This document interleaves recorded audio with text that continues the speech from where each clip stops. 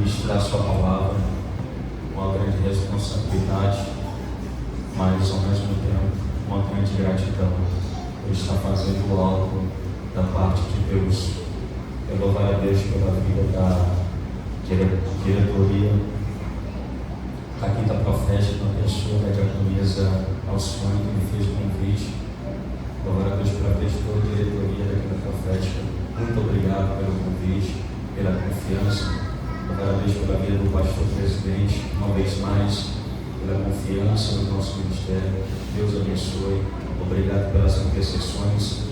Louvar a Deus também pela vida dos obreiros dessa casa, que na sua grande maioria tem sido um grande apoio e tem sido um grande exemplo para o nosso ministério.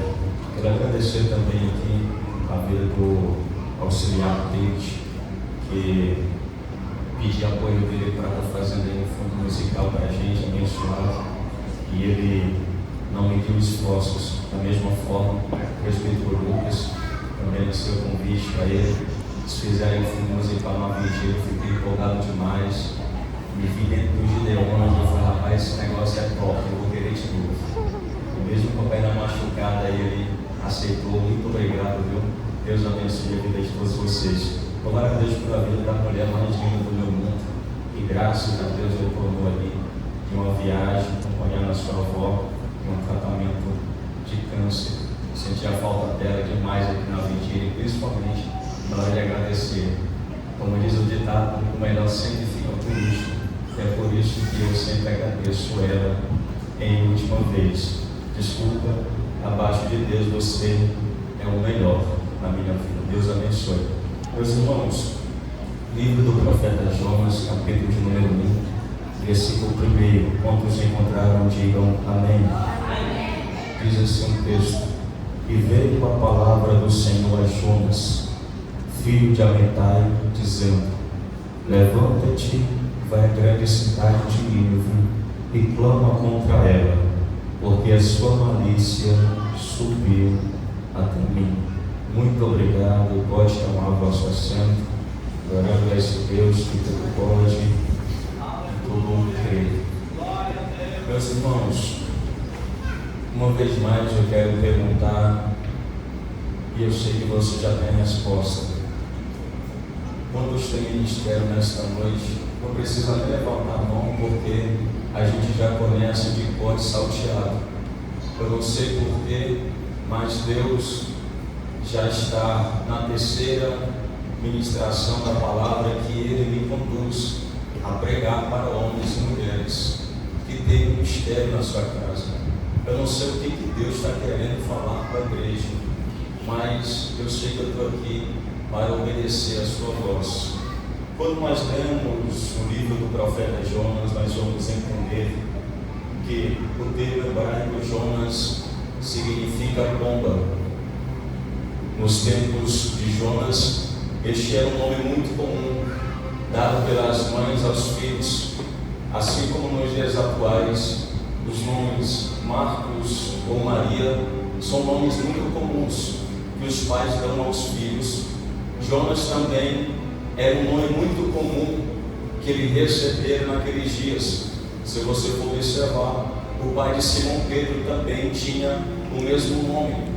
E por que essas mães davam aos seus filhos o nome de Jonas? Jonas, por significar pomba, logo a pomba, no seu arco de cruzamento, elas eram muito carinhosas com as das suas espécies. Então elas, percebendo tudo isso acontecendo, elas colocam o nome do filho de Jonas.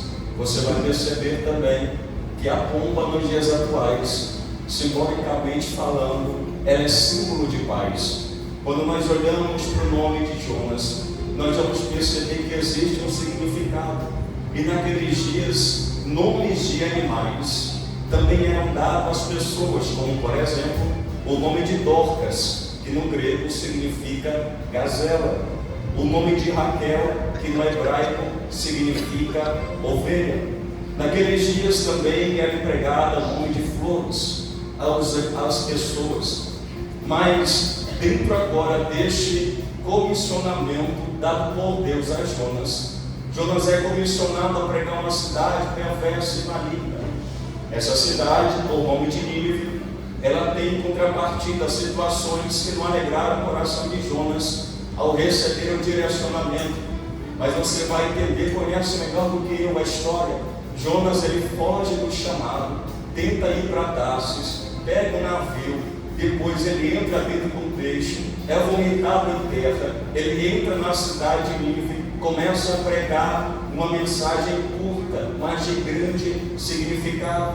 Aquele povo, ao escutar a mensagem de Jonas, logo eles vão se arrepender, se humilhar na presença de Deus. E Deus, que deveria destruir a cidade de Nínive, poupa a cidade de Nínive por causa do seu arrependimento. Quando nós olhamos para a cidade de Nínive, ela era a capital da Síria e foi construída à beira do rio Tigre. Esta mesma cidade foi edificada por Nimrode. Este mesmo Nimrode, agora edificando a cidade, quem residia ali naqueles dias também era Senaqueribe. E agora essa mesma cidade, ela continha grandes parques e também havia extensos campos, como na Babilônia. Então, uma cidade muito grande, uma cidade próspera, com uma população de mais de 600 mil habitantes. Essa cidade agora, ela vai receber a autoridade de um rei. Este mesmo rei tem um coração tão perverso, tem um coração tão ruim, tão voltado para o mal, que dentro do exército, quando eles iam à batalha, quando eles começavam as suas guerras, capturando então os seus inimigos, eles levavam os seus inimigos para dentro da cidade. Chegando dentro da cidade, eles começavam a sessão de tortura. Eles começavam arrancando as orelhas dos seus inimigos, também arrancavam as mãos, cortavam os pés dos inimigos. Depois, eles arrancavam os narizes dos soldados inimigos. Depois, eles furavam os olhos e vazavam os olhos dos inimigos. E, por final, eles cortavam a cabeça dos soldados inimigos e começavam a fazer pirâmides de cabeça. Este povo, por se tornar tão cruel, por se tornar tão sanguinário, eles também amarravam em videiras os seus inimigos, amontoavam os seus corpos no portão da cidade. Logo, a carnificina começava a aparecer. O cheiro desagradável dos corpos em decomposição entrava para dentro da cidade. E tudo isto era um símbolo de crueldade, mas para eles era símbolo de poder, pois eles estavam mostrando para os seus inimigos que eles são tão cruéis que, se eles baterem de frente, o resultado será devastador. Quando os cativos eram levados para a Babilônia, acontecia também a sessão de empaladamento, ou seja, eles eram estancados numa estaca. Essa mesma estaca, que media por volta de 2 metros a 3 metros de comprimento, elas eram usadas para colocar na superfície do homem, do soldado inimigo, até atravessar até a sua boca. Então vinha de baixo para cima. Esses homens que eram estancados, eles eram deixados para morrer de forma lentamente e brutalmente. E a sensação de dor que eles sentiam era terrível. E por mais, eles sentiam uma sensação de sede extrema. Estes mesmos homens também faziam o processo de esfolamento. Os ninivitas, soldados inimigos de Israel e de outras nações, eles faziam o trabalho, o processo de esfolamento. E como isso acontecia, Marcos? Eles pegavam os soldados inimigos, ainda com vida, ainda consciente, e começavam a tirar a pele do seu corpo. A pele do corpo dos soldados inimigos eram removidas e eles eram mortos brutalmente. Quando você compra um frango em um supermercado, logo muitos não gostam da pele, e o que a gente faz? Arrancamos a pele do frango, porém o frango já está morto, já não sentem mais tanta dor. Mas os soldados inimigos, ainda com vida, vão sentir a faca entrando na sua pele, sendo tirada, e eles sendo mortos lentamente. Havia assassinatos e roubos diários na cidade de Nínive. Nínive era uma cidade cruel e sanguinária. Nínive também tinha o grande desejo pelo poder, assim como uma prostituta tem um desejo pelos seus clientes. Nínive era esta cidade. Aí quando o povo estava envolvido dentro da cidade de Nínive, já não bastando toda esta crueldade, já não bastando toda esta carnificina, quando eles entravam dentro da cidade, eles percebiam que dentro da cidade a magia era constante, a feitiçaria e as adivinhações. Dentro das guerras, usando seus carros de guerra, eles iam atropelando os soldados inimigos, e a carnificina era tão grande que eles saíam tropeçando nos corpos. Por quê, Marcos? Porque para eles a mortandade e os roubos era símbolo de poder, era símbolo de exaltação. Então para eles a morte era algo normal. Muito pelo contrário, para nós, como o assassinato de uma pessoa é algo cruel. Para eles era símbolo de autoridade, símbolo de poder. E é quando Deus, olhando para toda essa situação, olhando para todo esse cenário de Nínive acontecendo, Deus vai olhar para um profeta, já é quinta profética.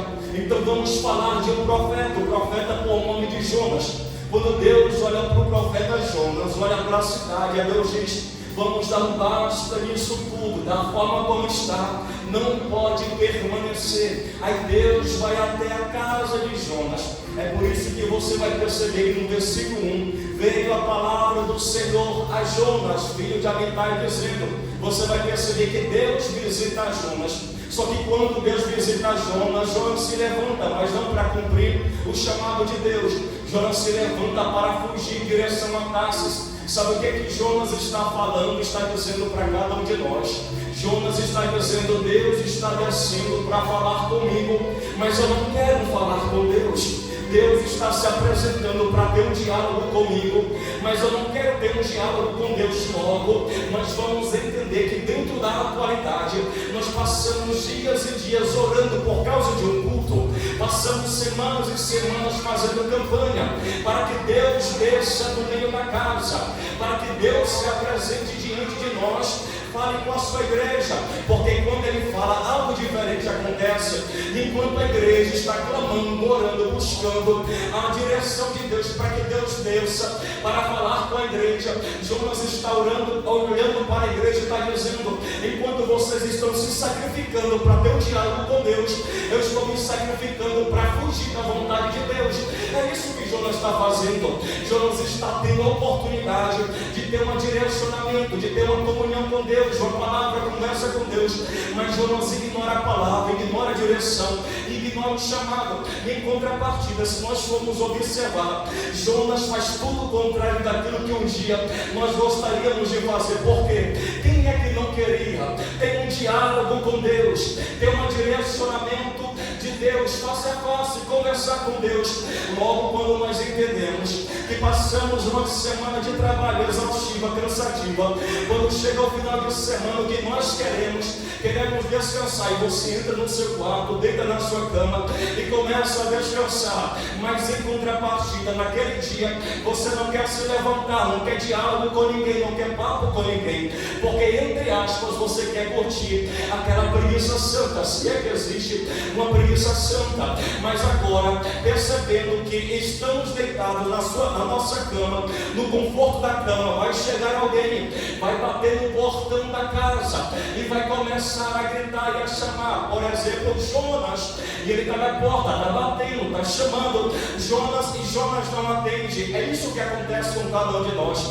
Muitas vezes no conforto da nossa casa, no nosso descanso, nós não queremos papo com ninguém, e mesmo diante de pessoas em nossa casa batendo no portão, nós fingimos que não estamos, escutamos, até ignoramos a voz de quem nos chama do lado de fora. Aí alguém pega o celular e começa a nos ligar. Percebendo a ligação, nós fingimos que nem estamos percebendo tudo isso. Por quê, Marcos? Porque é o momento pelo qual você quer descansar, você quer conforto, não quer papo nem diálogo com ninguém. Porque vai ter dias que você só quer ficar sozinho em casa. E é isso que está acontecendo com Jonas. Jonas está em casa, está deitado no conforto da sua casa, mas quem entra e bate na casa dele não é o sacerdote do templo, quem bate na casa dele não é o companheiro de ministério, quem entra na casa dele é o próprio Deus, quem entra na família dele é o próprio Deus. Enquanto enquanto ele está entrando, está se manifestando, Jonas está dizendo: não quero papo, não quero diálogo, não quero uma conversa. E parece não fazer sentido nós olharmos para a vida de Jonas e dizer: Jonas, enquanto você está fugindo da voz de Deus, nós estamos indo até a voz de Deus para ouvir ele falar. Mas por que você está fugindo dessa palavra, dessa direção? Por que, Jonas, você está fugindo desse diálogo? Aí a gente até critica Jonas pela fuga, e é tanto que nós conhecemos o profeta Jonas como um profeta fujão. Quando nós vemos um obreiro, seja um irmão, seja uma irmã, que está tentando fugir do chamado de Deus, nós até chamamos ele de Jonas, porque dentro da história de Jonas, ele é conhecido como um profeta fujão. Mas em contrapartida, eu quero imaginar nós criticando Jonas por fugir do chamado, do direcionamento de Deus. Eu imagino este mesmo Jonas, para tentar se defender, olhando para a minha vida e dizendo: Marcos, enquanto você está buscando a este Deus, um diálogo, uma comunhão, buscando essa intimidade, eu estou fugindo. Você até está tentando chegar em uma intimidade com Deus, mas eu já cheguei na intimidade e estou fugindo dela. Enquanto a gente está fugindo, enquanto a gente está criticando a Jonas por fugir, Jonas está dizendo: vocês me criticam por fugir, mas eu tenho uma intimidade, eu tenho comunhão com Deus e estou fugindo do direcionamento com Deus. Porque se nós formos analisar nos dias atuais, meu irmão, é triste até de falar, mas muitas vezes Deus já não se manifesta mais no meio da casa.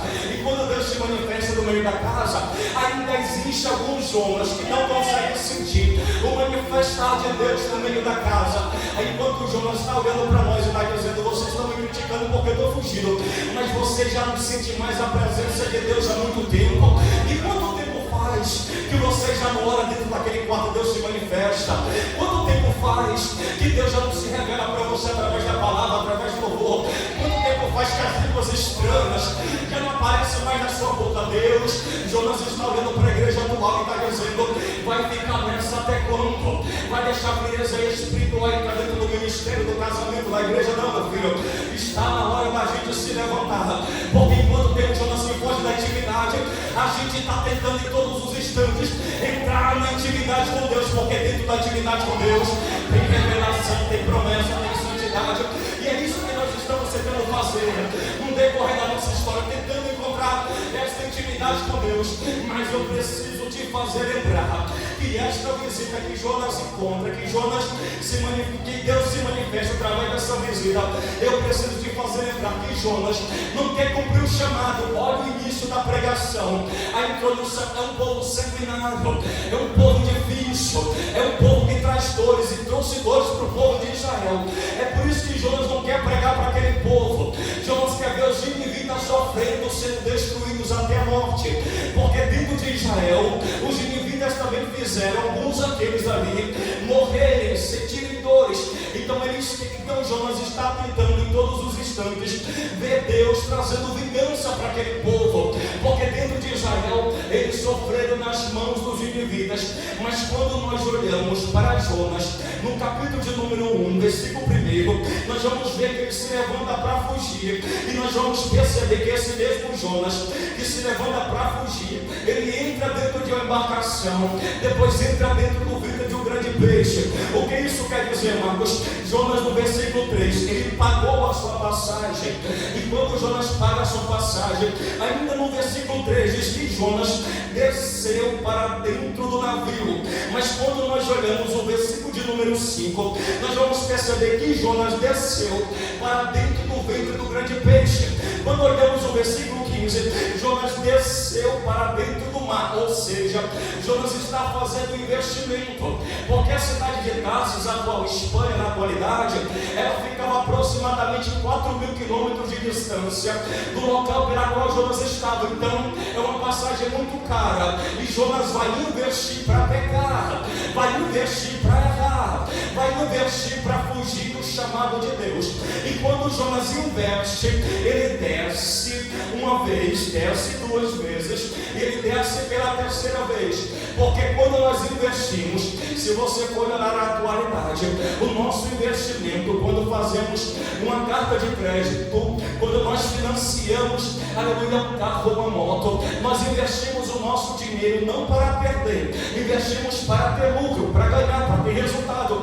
Mas Jonas está investindo para perder. E isso aqui me chama a atenção, porque esse mesmo Jonas que investe para perder, logo ele tem um resultado negativo. Mas eu quero acreditar que a igreja da atualidade não está investindo no pecado, não está investindo na fornicação, não, muito pelo contrário. A igreja da atualidade está investindo no céu. E quem investe no céu não investe para perder. Se você investe em bens materiais aqui na terra, você terá um resultado aqui na terra. Mas quando você investe nos bens materiais do céu, você tem um resultado e você tem um lucro do céu. Porque o apóstolo Paulo vai dizer: viver para mim é lucro, viver para mim é Cristo, mas morrer para mim é lucro. Por quê? Porque quando nós morremos em Cristo, nós morremos no lucro. E a igreja da atualidade está assim, está investindo em oração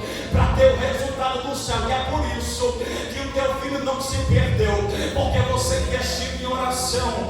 É por isso que a bala não te matou, porque o investimento não foi aqui na terra, o investimento foi no céu. É por isso que o casamento não acabou, porque enquanto muitos estavam investindo nos bens materiais da terra, você estava investindo em campanas, subindo o monte, descendo o monte. E quando você investe no céu, o resultado é sobrenatural. E nesta noite eu não estou dizendo que investir em bens materiais é pecado, mas eu quero te dizer que os bens materiais dessa terra, a traça e a ferrugem consomem, mas os tesouros do céu, a traça não consome, a ferrugem não consome, porque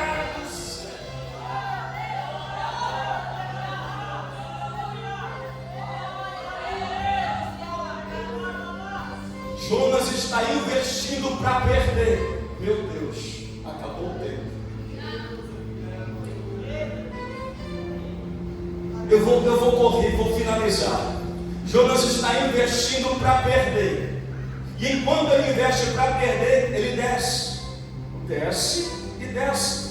Mas o que me chama a atenção é que nos dias de Jonas, os meios de transportes não eram como nos dias atuais. Naqueles tempos, como você bem sabe, não existia carro, moto, aviões, não existia meio de transportes ferroviários, não existia jatos particulares. Os meios de transportes mais eficientes eram os barcos e as navegações, ou seja, os navios. Então Jonas ele paga a passagem e entra dentro do navio. Quando o navio está flutuando sobre o mar Mediterrâneo, o Senhor Deus fez uma grande tempestade formar-se sobre o mar Mediterrâneo, e essa tempestade foi contra o navio. Logo você percebe que Jonas já não está mais dentro do navio, agora está descendo as profundezas do mar. Quando ele chega próximo do chão do mar, agora Deus mandou um grande peixe para que tragasse a Jonas. Deixa eu fazer algo extraordinário aqui para você dar glória a Deus. Talvez você não vai dar glória a Deus, mas fiz que você entendeu. Quando nós olhamos Jonas entrando dentro do navio, nós vamos perceber que Jonas está fugindo da direção. E quando ele foge da direção, quem está conduzindo o navio é o marinheiro, quem está conduzindo o navio é o capitão do navio. Mas quando Jonas está dentro do grande peixe, agora Deus usou o meio de transporte que ninguém na atualidade havia visto. Deus usou o meio de transporte que é o peixe para levar Jonas até o cumprimento do chamado. E logo você percebe que dentro do navio quem comanda a direção é o capitão, ou seja, o homem. Mas dentro do grande peixe quem comanda a direção é o Senhor dos Exércitos. E dentro da direção do Senhor dos Exércitos, ele cumpre o chamado, ele cumpre a pregação, ele cumpre o ministério. Logo nós vamos entender e compreender que o teu chamado, o teu ministério não é conduzido pelo homem. O teu chamado, o teu ministério não é conduzido pelos bens dessa terra. O teu chamado, o teu ministério é conduzido pelo Senhor dos Exércitos, que veio dos céus e a terra seca. Ele que chamou, e se ele chamou, ele conduz.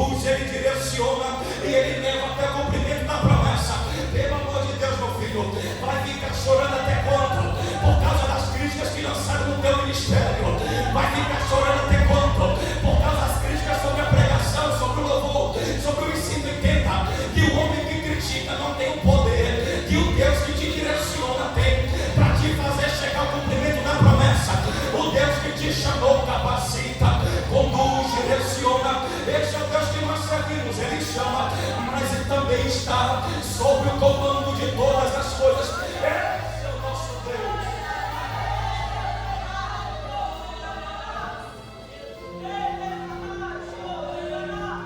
Talvez, eu vou finalizar, talvez você está na mesma direção, não que Jonas, porque Jonas é outro caso. Talvez você está olhando para o teu ministério e está dizendo: Deus, já deu, eu vou dar um basta, vou estacionar um momento, vou dar um tempo para o ministério, vou parar um pouquinho. Por quê? Porque a dor do ministério é muito grande para mim, não tenho capacidade de ir em direção ao cumprimento da promessa. Talvez você está olhando para o teu ministério e está dizendo: Deus, na situação em que eu estou, como o Senhor vai cumprir aquela promessa grande que o Senhor me fez, de pregar em grandes congressos, de louvar em grandes congressos, de ser um homem ou mulher de Deus, diante dessa caminhada? Talvez você está olhando para Deus e está dizendo: Deus, eu não suporto mais. Mas eu imagino você dentro do livro de Jeremias, capítulo 20, versículo 19, dizendo, versículo 8, dizendo: porque desde que falo, grito e clamo violência e destruição, porque se tornou a palavra do Senhor um opróbrio para mim e um opríbrio do todo dia.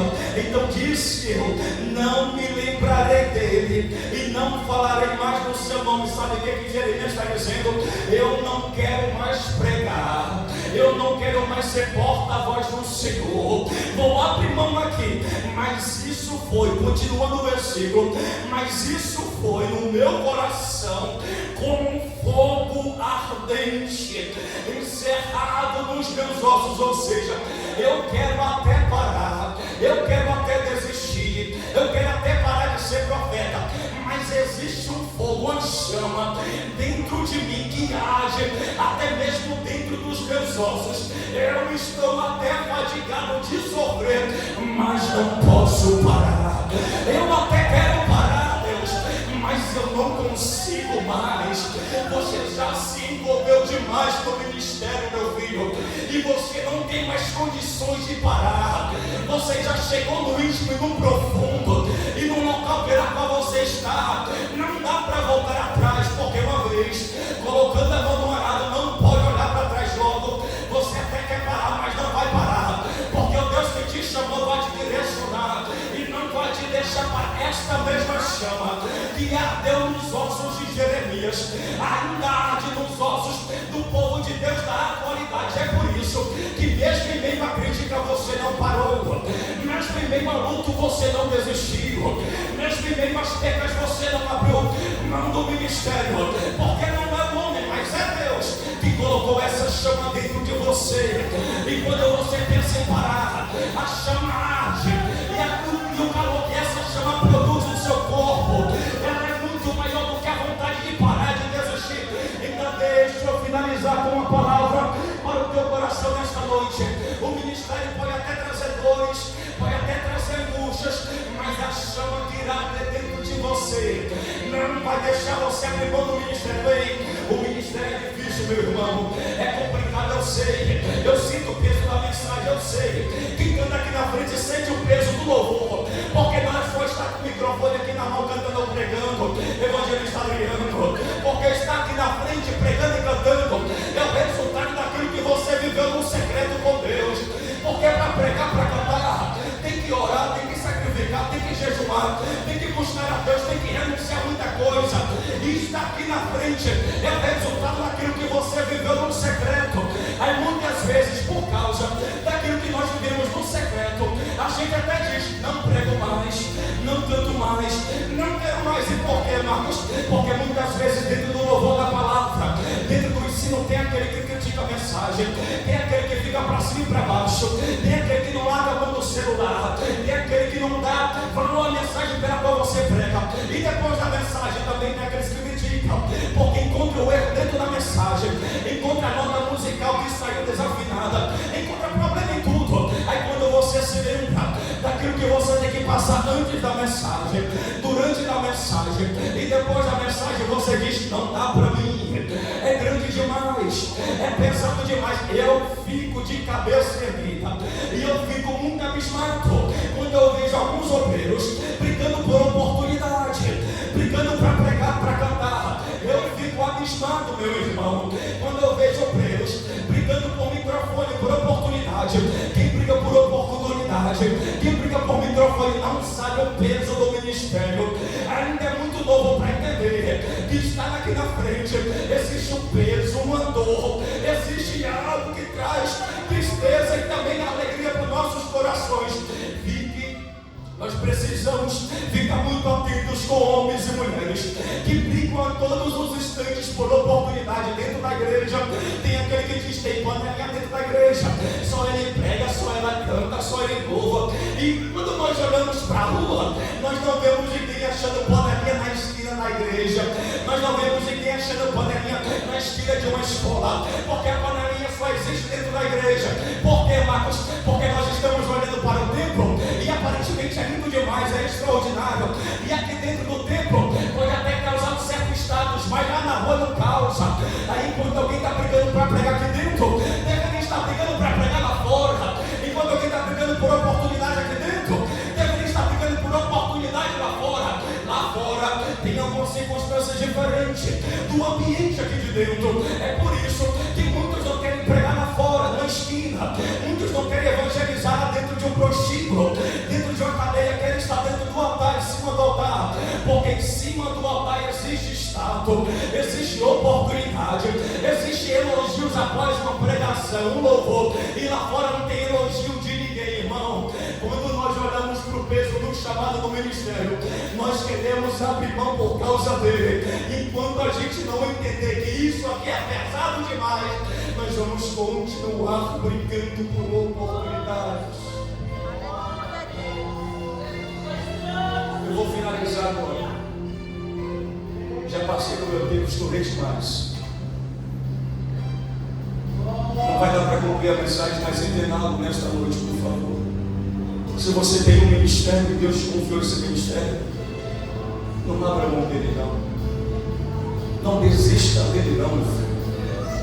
Continue. Eu sei que tem lágrimas dentro do ministério. Eu sei que você às vezes está igual a Jeremias, mas vale a pena olhar o resultado depois por causa do teu ministério. Então continue, cumpra o chamado e faça a vontade de Deus. Eu sei que o nome de Deus será glorificado através da tua vida. Muito obrigado por isso.